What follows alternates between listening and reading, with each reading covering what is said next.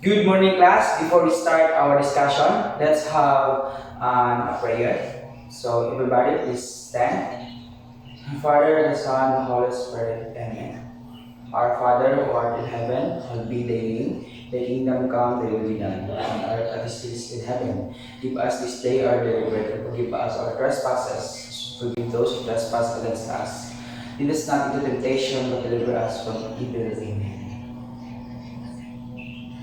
So before we start our discussion, let's check your attendance first. So I see that there's no absence, so present na none. So now let's start our first icebreaker. So this icebreaker titled Arrange Me. So anyone familiar with this activity? So this is a mixed word which is gihalo siya tanan, then you should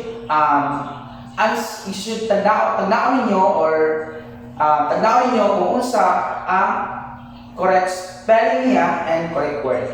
So for our first mixed word is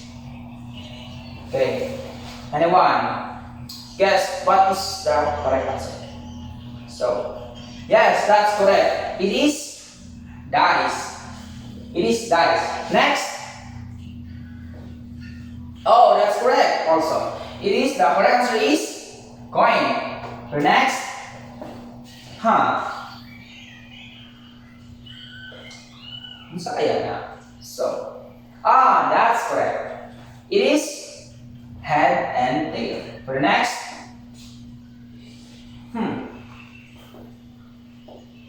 Yes, that's also correct. It is frequency. Lastly, yes, that's correct. It is probability. So, we are done for our icebreaker. So, let's have for our first activity in this lesson. So, perform the activity, then complete the table. Write your answer on our yellow paper. So, alphabet cards are placed in a box as seen in the illustration below. There are 2 cards with letter M, 2 cards with letter A, 5 cards with letter T, and 1 card with letter H. Shake the box slowly, then pick 1 card at a time. Record the outcome, return the card in the box, and shake it again. Repeat the same process 20 times. So, kailangan ko na-shake, then mag-choose mo, mag-pick mo, isa ka card, and dili ka. So, for the first card, we choose. It is letter T. So, letter T. Puntaan ko dari yung letter T. Kinabunutan mo na ito letter T. Letter T isa. Next. Balik na to, ang card, dari sa box. Shake na ko na to. Second na nakuha. Letter T again. So, putang bago sila sa letter T. So, na natin, duha ka tayo outcomes. Balik na ko na to ang letter T. So, ito na nakuha is letter M. So, buta na to the letter M. Kaliukat ko sa letter M. Next card.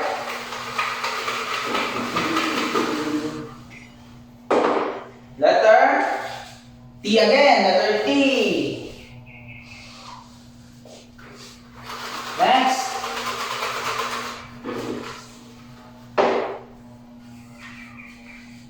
What is this? Letter M. So, letter M. Ito na rin letter M.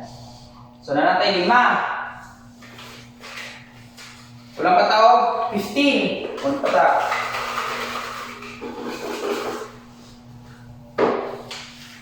Letter T again.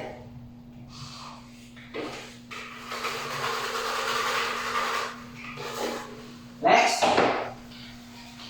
Letter T again. So, ito na nakulong ang 30. Yung muna siya, 5. 5 na ka. May mga nakakawala at letter T. Next.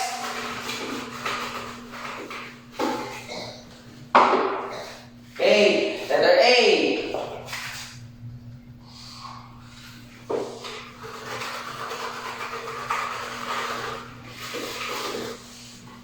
Next. Letter A again. Nanatay? 9. 9 ka, kaliyang outcomes. For the kapulo, kay natay nga, kaliyang outcome ng tumabutang is letter M. Walang katay pulo. Bunot. So, katang letter M. Letter M. Balik na to letter M. Lupa to. Bunutan is letter T. Letter T.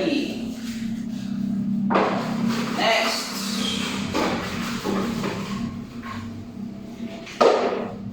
Letter M again.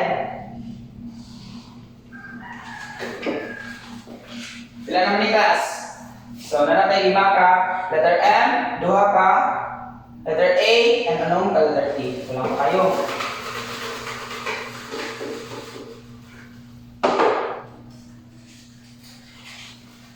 Letter A.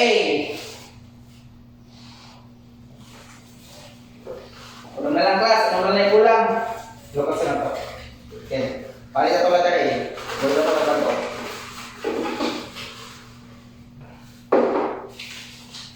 Next is letter M.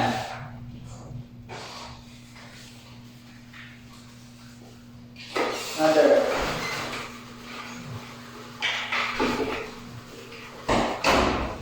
Another is letter H. Finally, nakuha na ito ng letter H. Ilan na minit ang class?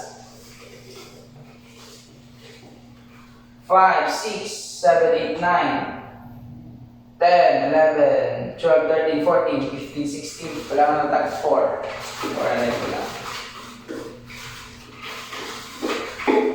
So, for our T letter T.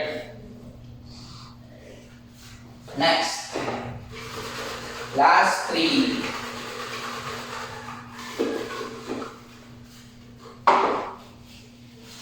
Letter T again. Last 2 na lang class. Last 2. Our last 2.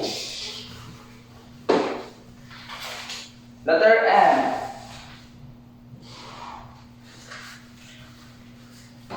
Other. Last 1. Kaya nang ng last 1.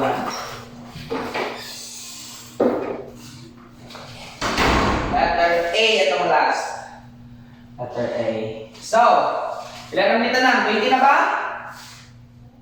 7, 8, 9, 10, 11, 12, 13, 14, 15, 16, 17, 18, 19, 20. So, nanatay 20 ka-cards na nabunot sa pag-concord at pag-shake-shake na to, nakabunot tao cards. Kompleto na. Pila kaya itong M? Total of M. We have, ang frequency na to sa pag-total sa M is, ang outcomes ko sa M, pila man ang frequency? It is 7. Ito 37. For the next, letter A. Ang frequency sa letter A, it is 4. For letter T, 8. And lastly, for letter H is 1. Loyal lang daw siya class, isa. So we're done through our first activity. So analysis.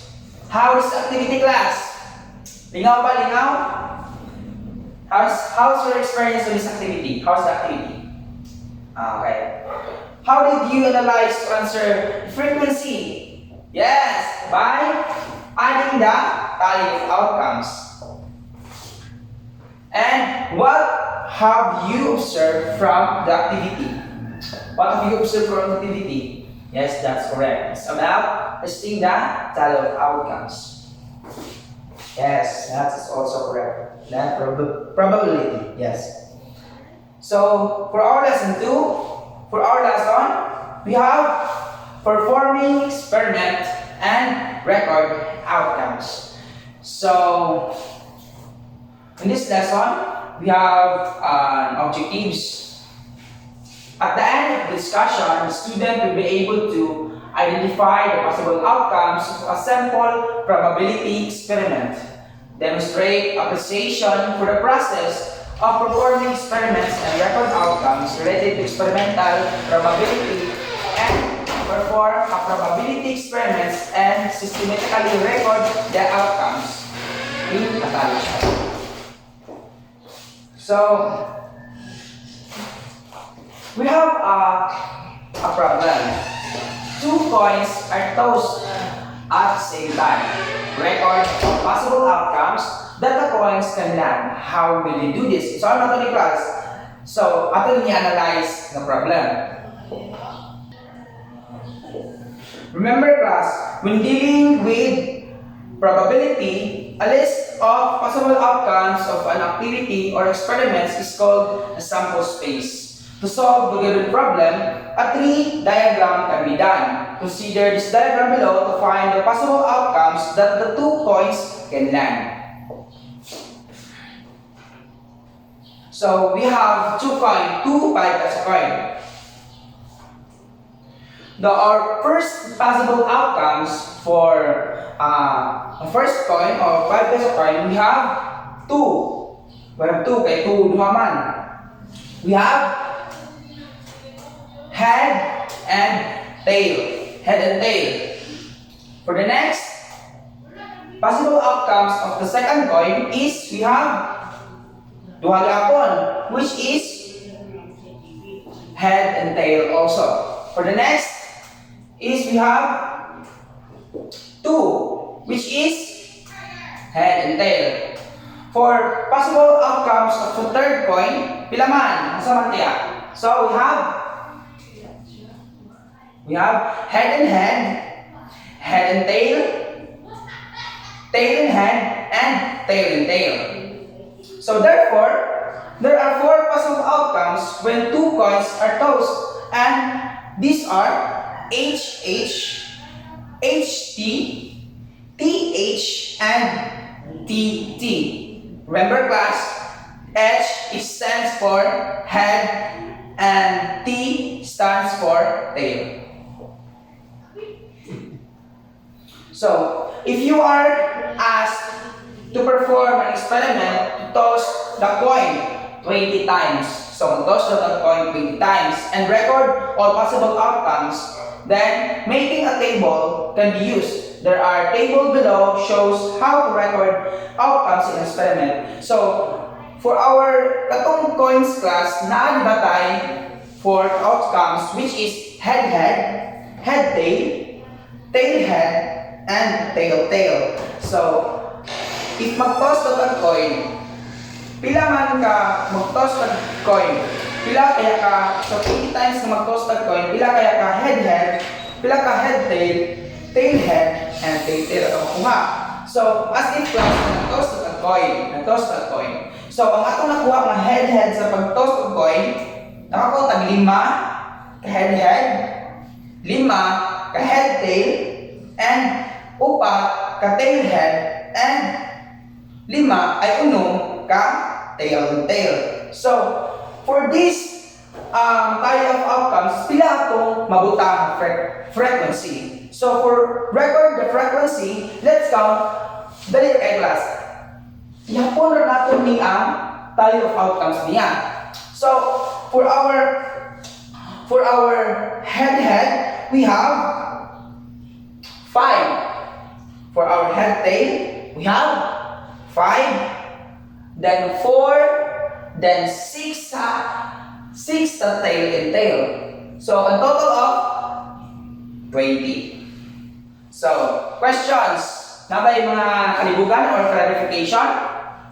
So, basig lagi mo mo diri klasa sa nagikuha. Dito na to nagikuha sa katong nalis na to mga possible outcomes, which is katong upat. Upat ka buo katong head and head and tail head and tail. So, since wala may mga questions and kalibugan, so we have on our application. For our application, do what I ask. Copy the table and write your answer on a separate sheet of yellow paper. Make an experiment by rolling a die 25 times. Record the outcomes. Record the outcomes by completing the table below. After answering the activity, each group will choose one of its member to present their answer. I will give you 5 minutes to finish the activity. So in this activity, I will group you first into 2 groups. Since duha raman ka namay ko yung duha ka cubes dire. So, ano na lang class? This will be the group 1 and this will be the group 2. So, you would perform by rolling a die. So, here's your die. Muna yung dice. Run dice ninyo. Okay. Within 5 minutes, dapat mamanma. And the timer starts now.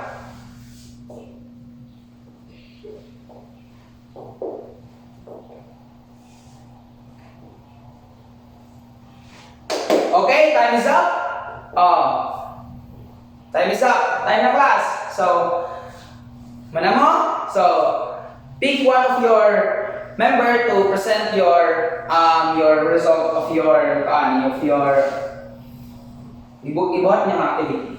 So, first group, yeah. Second group, okay. I believe class to nga. Kadyo mo na kuan ba na katunan kay dali na kay basic na lang kay sa inyo ba. So kay basic naman kay sa inyo ha. So naamoy assignments, your favorite assignments. So for your assignments, read and answer each item below. Write your answer on your yellow paper and answer sheet. For letter A, make an experiment by rolling a die 30 times. So, rolling die 30 times. Record outcomes by completing the frequency table below. Gani, kumplitohan gani. Next, for letter A, for letter B, Mika and her friends sell beverage. They are offering 4 drinks, soft drinks, juice drinks, milk and water to their customers. The beverage can be in small, medium, and large serving. Use a diagram to find the total possible choices the customer can choose. So let's have a class. Okay, or take a picture para kung ano may isa para na may answer masulat niyo sa inyong papel. So next. Okay. So class, we are done to our lesson 2. So everybody, let's stand for our prayer. So Father, the Son, the Holy Spirit, Amen. Lord, thank you for this day. Thank you for this opportunity na daghang nakatunan ako mga estudyante. And also Lord, madala ta ninyo nga lessons sa ilang journey sa ilang pag-eskwela. Unta daghang sa makatunan sa akong mga lessons with your help, Lord. Thank you and salamat kayo, Lord. Father, the Son, the Holy Spirit. So goodbye class. Okay, thank you class. Class dismissed.